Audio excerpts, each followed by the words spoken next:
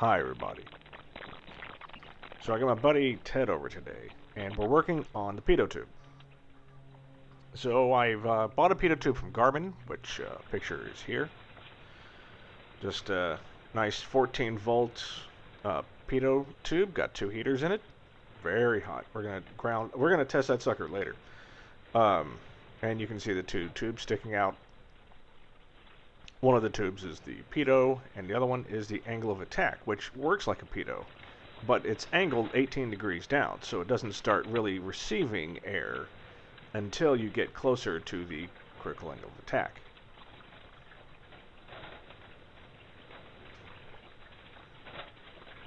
So anyway, what we're doing is we're kind of measuring. So those tubes are too long.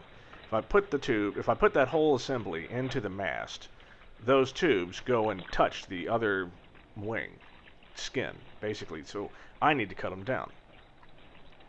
Great. Now, according to the rules presented by Garmin, you need to leave 8 inches of tubing, minimum, out from the tube itself, and that will ensure that the 1/4 inch plastic that takes over at the end of those tubes and goes all the way to your fancy avionics doesn't melt.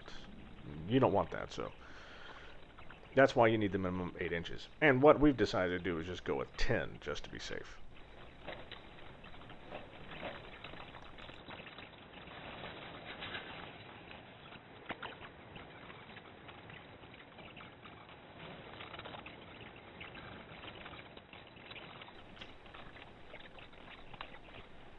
Right? No big deal.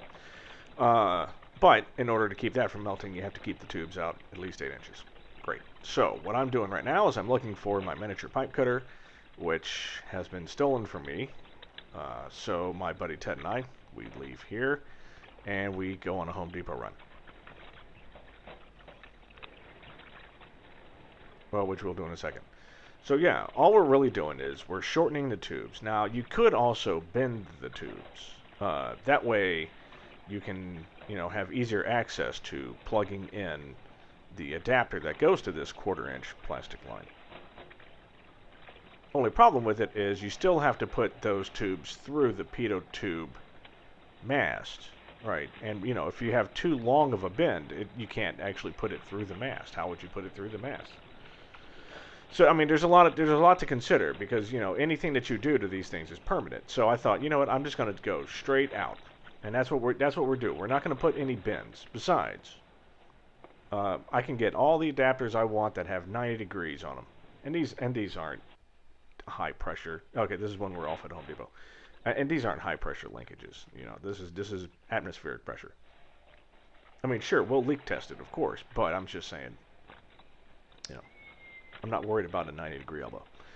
So elbows will be given, and I will show you all of that actually in the next video. So in the next video, now that we've gotten all of our tools and I've gone through the preface, we're going to shorten the tubes. We're going to put the hardware on them, required hardware. We're going to flare them. We're going to take them. Actually, we're going to run them on the bench first, and then we're going to go test them in the wing and make sure that they are airtight. So we'll be doing all that in the next video, and we'll see you soon.